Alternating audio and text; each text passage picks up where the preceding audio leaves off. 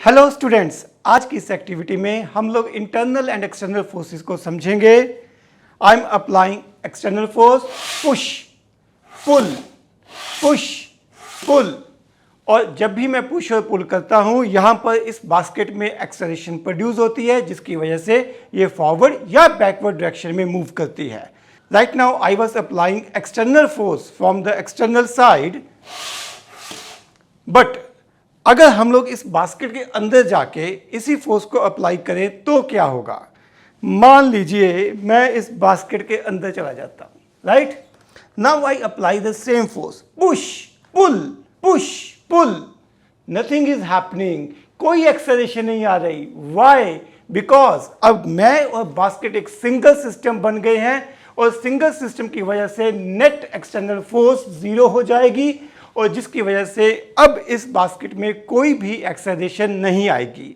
जिसका मीनिंग ये होगा कि जब तक एक्सटर्नल फोर्स नहीं है तब तक ऑब्जेक्ट में कोई भी एक्सेलरेशन नहीं आएगी। इंटरनल फोर्सेस एक्सेलरेशन प्रोड्यूस नहीं कर सकती। ओके, एक और एग्जांपल लेते हैं।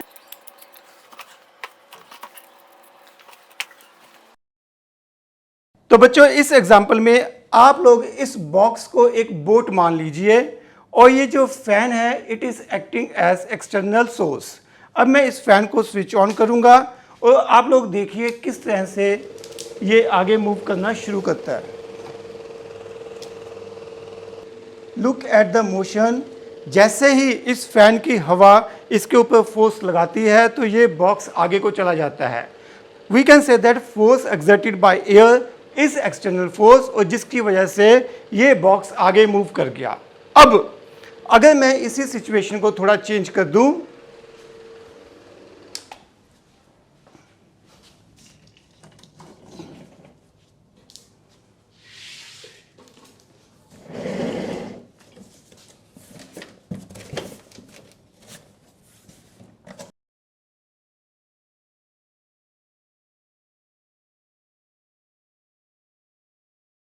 तो बच्चों अभी मैंने क्या किया, इस फैन को बॉक्स के अंदर रख दिया है।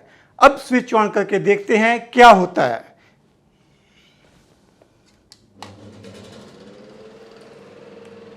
लो बच्चों, वही फैन है, वही बॉक्स है, सब कंडीशन सेम है, बट इस बार ये बॉक्स आगे को मूव नहीं करेगा।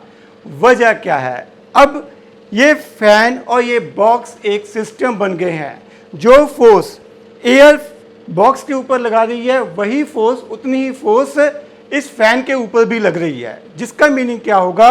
There is no net external force on this system and hence there will be no acceleration in the system and system will remain in its equilibrium position. इसी तरह से इंटरेस्टिंग वे में physics को समझने के लिए, फील लेने के लिए बने रहिए हमारे साथ। नमस्कार।